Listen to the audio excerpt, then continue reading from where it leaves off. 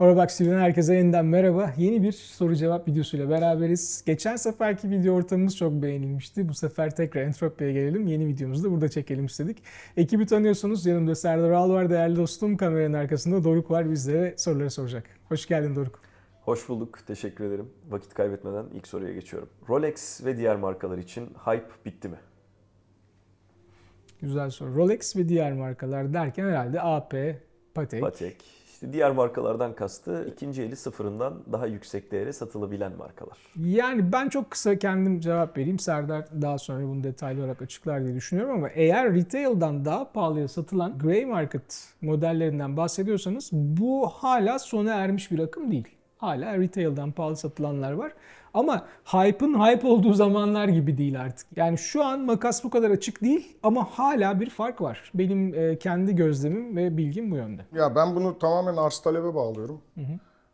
Belli bir süre önce 5 sene 10 sene artık ne kadarsa bu arz talep dengesinde saat tutkunları vardı. Evet. Bu arz talep dengesini yaratanlar saat tutkunlarıydı. Biz saat tutkunları olarak ister istemez bir Submariner almak istiyorduk hepimiz. 10 kişi istiyordu. 8 tane vardı. Ona Doğru. göre bir hype çıkıyordu. Evet. Ufak tefek bir farklılıklar vardı şeyde.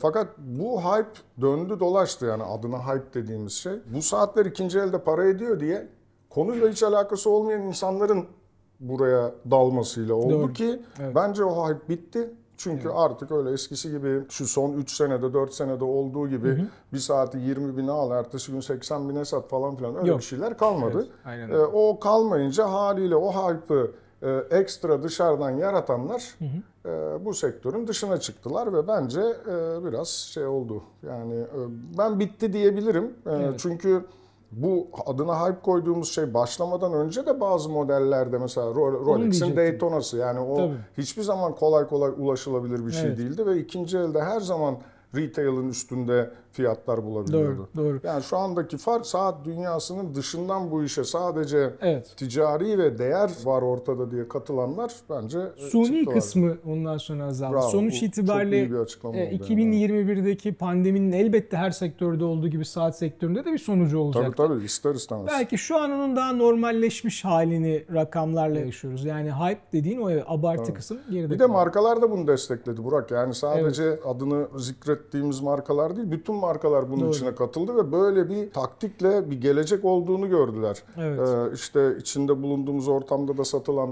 IWC son çıkardığı engineer saatlerini, özellikle Aqua kadranını işte her yerde her şekilde bulunamaz hale geldi. Onu üretmek ya da o kadranı ortaya çıkarmak çok zor bir şey değil. Dolayısıyla ne kadar arz talep dengesini bozarlarsa o kadar ortaya bu Kesinlikle. durumu çıkartabiliyorlardı ki dediğim gibi şu anda olay biraz değişti yani.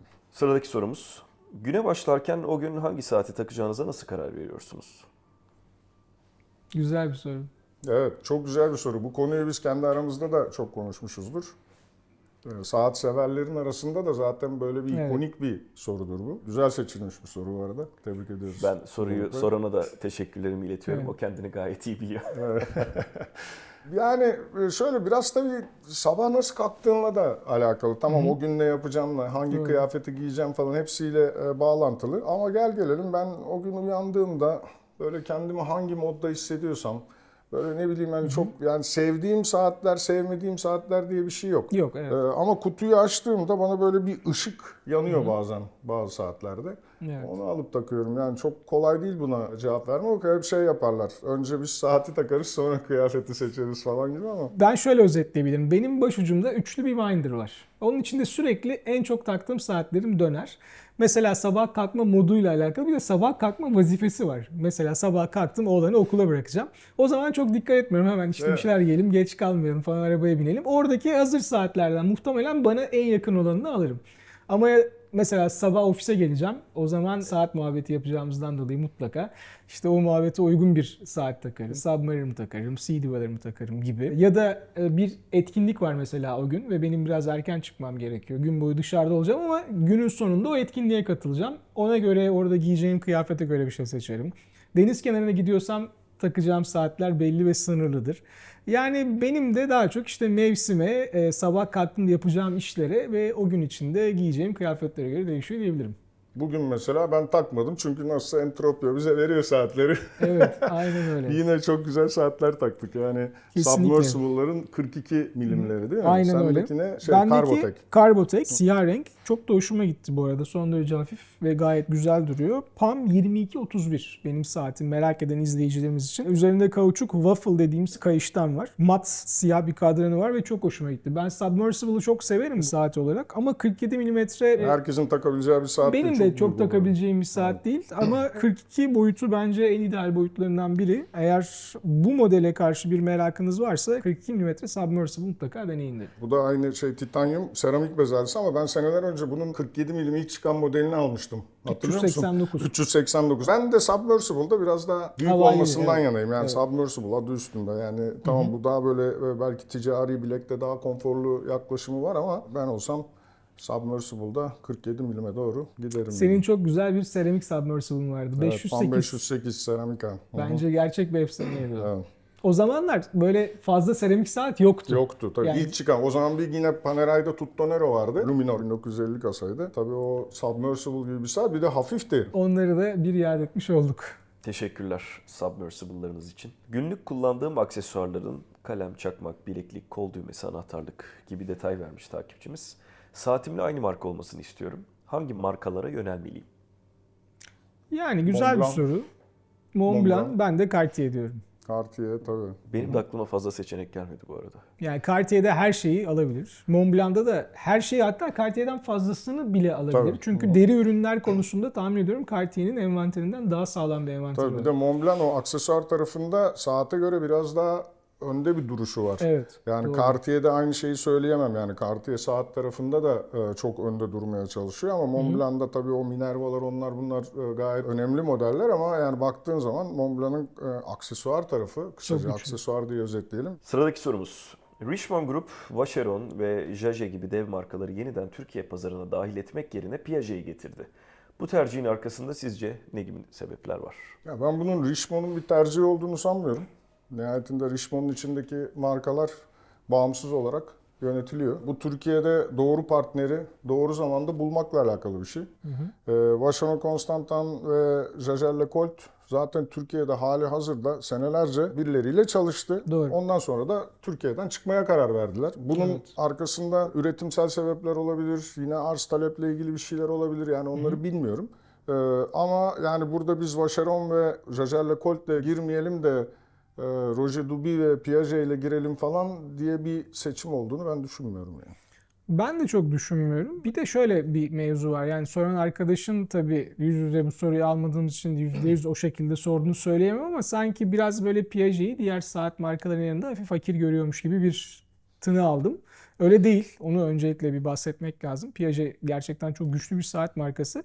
Pazardaki tercih edilebilirlikle alakalı kısmını tabii ki onu buraya getirme kararı verenlere bırakmak lazım. Ama Piaget geldiği zaman buraya saat olarak gelmedi. Aynı zamanda takı ve aksesuar olarak da geldi. Yani bir bütün olarak geldi. Marka olarak geldi. Bodrum'da da Mandarin Otel gibi bir yerde Evet. butik açtılar. Tabii. Yani monobrand butik açtılar. Evet. Çok kolay bir yatırım değil. Zaten Değil. özür dilerim sözünü kestim ama Estağfurullah. yani bu kararların içinde belli beklentiler, yatırımlar onlar bunlar var. Yani belki Tabii. ben bildiğim kadarıyla Vacheron Constantin de şu an yine Türkiye'de Evet, ben de yeni bir duydum şeyler yapmaya çalışıyor ama bu belli beklentilerin karşılanmasıyla ortaya çıkıyor. O dönemde de Piaget'in beklentileri muhtemelen yine buradaki dostlarımız Entropya tarafından Abaküs saat tarafından karşılandı. Olay bir şekilde realize oldu yani. Yani Serdar'ın dediği gibi burada pek çok değişken var bu kararı etkileyen ve sadece bir saat markası olarak ne kadar bilinirliğe sahip olması bu değişkenlerin tamamını ifade etmiyor.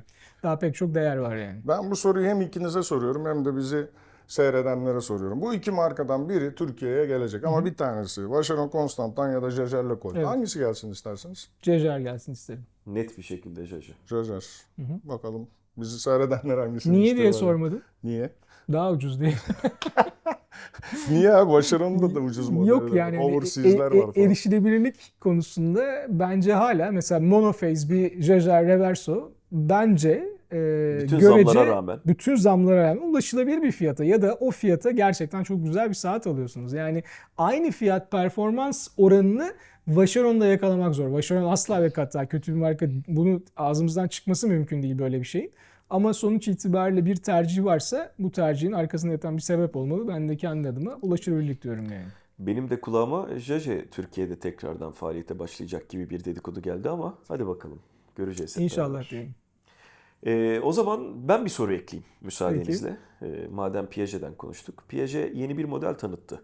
Piaget Polo 79. Oldukça da Evet. ses getirdi. Ben sizin fikirlerinizi bu saatle ilgili merak ediyorum. Ben bekliyordum böyle bir şey Piaget'den. Yani bu spesifik olarak böyle değil ama yani baktığın zaman sektörde bunun özellikle Richmond tarafında bunun emareleri vardı. Vacheron'un 222'yi tekrar getirmesi. Bu da Doğru. muhtemelen arkasındaki anlam farklı olabilir ama yapılan hareket olarak, aksiyon olarak bir benzerlik var. Ben saati çok beğendim ama gel gelelim o tarz saatler artık marketingin üstüne gidemiyor. Bu biraz böyle markaların kendini gösterdiği, şov yaptığı Evet. modeller haline geliyor. Biz 222 ilk çıktığında hatırlarsan fuarda kolumuza taktık falan, beğendik. Ama zaten marka onu bir anda böyle her tarafa dağıtmaktan da yana değil. Baktığın zaman normal günlük her dakika takacağın bir saat şey değil. Bir de dediğim gibi yani marketing tarafında kullanıldığı için bu modeller bugün burada bu Entropya'nın ortamında bu kadar iyi ilişkilere sahipken bile Evet. saate ulaşmak o kadar kolay değil. Doğru. Dolayısıyla güzel bir şov yaptı Piaget. Böyle bir emare zaten vardı. Geldiğimiz nokta itibariyle tebrik ediyorum. Çok da güzel bir saat. Ben hani koluma takıp keyif alabileceğim bir model. Ben Piaget'i Eurovox.com'da yazdığım yazılarda bayağı anlatmıştım. Anlattığım yazıları hazırlarken de açıkçası dersime çalıştım. Dolayısıyla o model bana yabancı bir model değil. Piaget'in aslında şöyle bir olayı var. Yani Polo ürün grubuna baktığınızda entegre bilezikli lüks spor saatte üretim yılları açısından en fazla tipi değişen saat Piaget Polo. Yani bugün isterseniz AP'nin Royal Oak'una bakın, isterseniz Patek, Nautilus ya da IWC Engineer'dan bahsedelim. Bu kadar değişim geçiren yok. Yani Piaget pek çok zamanda bulabildiği bütün tuşlara basmış amiyane tabiriyle. Bu da örneklerden biri ama güzel bir örnek ve 1980'li yıllara damgasını vurmuş bir örnek. Dolayısıyla bir noktada geri geleceğini hissetmiştim. Hatta özel kanallardan bir tanesinde Sylvester Stallone'nin bir Tulsa King diye bir şey var, dizisi var yakın zamanda vizyona giren. Orada da o saati takıyordu eski bir mafya üyesi olarak. Orada görünce de hoşuma gitmişti. Bir şekilde tekrar aramıza dönmüş olmasına sevindim alamayacak olsak bile. Burak Bey, sıradaki soru direkt size. Günlük kullanıma uygun, görece bütçe dostu bir vintage Rolex tavsiye etseniz hangi referans olurdu? Günlük kullanıma uygun dersek şöyle söyleyeyim. Mika camlı olmayan, safir kristal camlı bir Rolex tavsiye ederdim. Şimdi Şimdi buradan görece- safir plexiglass camların günlük kullanıma uygun olmadığı sonucu. Bana göre uygun değil. Yani hem su direnci çok düşük oluyor. İkincisi plastik camlı olanlar genelde tek çekme eğer tarih fonksiyonu varsa. Yani quickset date değil non-quickset. Yani tarih göstergesini bağımsız ayarlayamadığınız mekanizmalara sahip. Bu da bence bu zamanda çok meraklı değilseniz uğraşmamanız gereken bir durum. Benim aklıma gelen 14060 Rolex tarih fonksiyonu olmayan Submariner'ın two-liner dediğimiz iki tane çizgi yazısı olan yani kronometrik mekanizmalı olmayanı. Bence çok güzel, çok klasik 1954'te tanıtılan Submariner'a belki görece modern modeller arasındaki en yakın örnek. Ama bütçe dostu kısmından artık emin değilim çünkü fiyatları çok yüksek. Bu bahsettiğim saati 3000 dolarla aldığımız zamanlar çok eski değil, hatta daha da ucuza. Ama şu an 10.000 doların üzerinde olacağını düşündüğüm için örnek vereyim mi vermeyeyim mi bilemedim açıkçası ama ideal koşullarda bence bu Rolex alınır, hatta uzun süre saklanır, takılır. Güzel bir şekilde kullanılır yani. Aynı soruyu bana da sorar mısınız Doruk Bey? Serdar Bey, aynı soruyu size de iletiyorum. Günlük kullanıma uygun vintage saat yoktur abi. Ya ne gereği var ya? işte bu kadar. Her taraf saat dolu, alın takım vintage ne? Vintage özel günlerde falan dedemden kalma. Ay yok şudur budur. Yani vintage'in bir özelliği olması lazım. Sadece eski olması bir saati vintage yapmamalı bence. Yani vintage'da bir tarih, bir hikaye, bir şey olması lazım. Evet. Öbür türlü yani günlük kullanımda niye bir vintage saat takasın? Çekeceksin, kolu elinde kalacak. Dediğin gibi plexiglass camını çizeceksin. Yok efendim kayışı bilmem ne oldu falan. Evet. Bu kadar saat var her fiyat segmentinde. Vintage saati niye günlük takacaksın? Bilmiyorum, yine böyle ben böyle konuşunca ne kadar itici falan diyorlar benim için de. Yani doğrusu bence bu. Ne diyeyim, başka bir takana bir şey demiyorum da günlük vintage saat. Vintage olmaktan çıkıyor yani. Neyse zaman- ben samimi cevabım günlük vintage olmaz. Neyse. Peki yine yüzünüzde gülücükler açacak bir soru. Eşimle birlikte kullanabileceğimiz saat seçimi için marka model tavsiyeniz ne olur? Cartier Tank. Ben Öyle saatimi kimseyle paylaşmam arkadaş. Yani bana sorulacak bir soru değil bu yani. Onu- Orobox'ta var, okuyun. Saatime dokunma. Ararsanız Horavax'ta görürsünüz. Orada çok güzel örnekler var. Tam tersini soracaktın Serdar'a. Yani eşimin kullanamayacağı bir saat almaya çalışıyorum. Marka model Evet, aynen tavsiye öyle. edebilir misiniz? 47 milim submersible işte. Evet, Yani, mesela evet. ya düşer vallahi takarsa hiç şey yok, olur yok yani. Sıradaki sorumuz, koleksiyonunuza en son eklediğiniz saatler hangileri? Ben cevap vereyim. Küçük bir ekleme yapmıştım. Hamilton Kiyaki Field 38 mm Mechanical. Instagram'da bana soru soran takipçi dostlarıma herhalde bir 50 defa tavsiye edip en az bir 25-30'unu aldırmışımdır. En sonunda o kadar çok tavsiye ettim ki gidip kendim de bir tane aldım. Geç bile kalmışım almakta. Çok güzel bir saat. Zevkle takıyorum. Ben ne aldım? Ben bunu aldım en son. Aqua Blue IWC Engineer. Ya aslında bu yeşil yani. Aqua Blue falan diyoruz ama sitesine girdiğin zaman yeşil kadro. Doğru, aslında Aqua. Aqua. sadece. Ne kadar oldu hatırlamıyorum ama en son aldığım saat bu, evet. Ben de küçüldüm ve renklendim. Evet.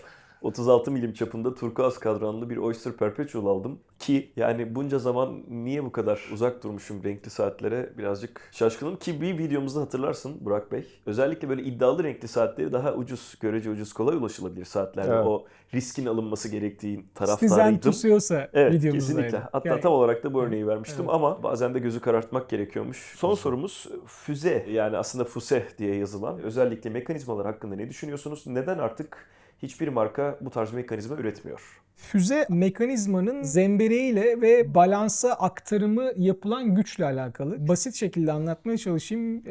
Doruk belki biraz üzerine ekleme yapar diye düşünüyorum. Bisikletlerin konik vitesleri vardır.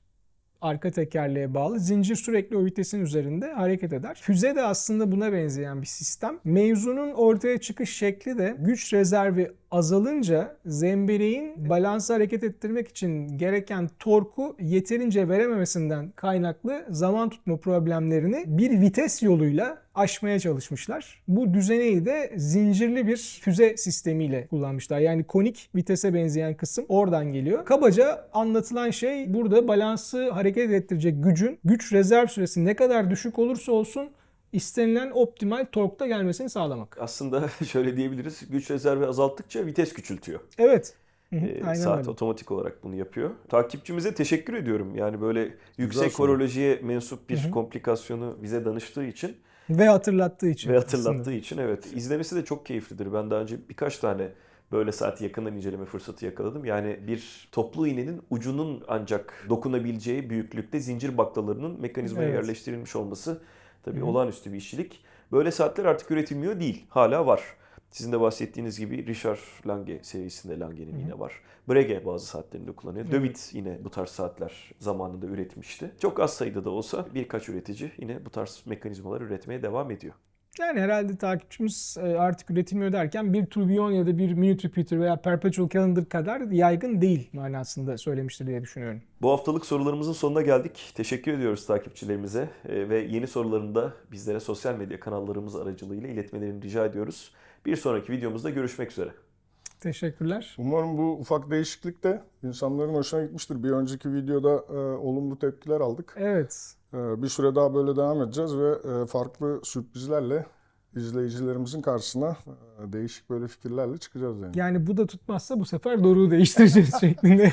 Yok ilk planda sen varsın. Doğru Hay böyle Allah. hani ses tonu falan filan şeyin arkasında çok böyle Genç en evet, azından. genç mesela bir yolunu bulmam gerekiyor yani. Peki bekleyelim görelim o zaman. Evet. Teşekkür İyi ederiz. hafta sonları, İyi sağ hafta olun. sonları. Hoşçakalın.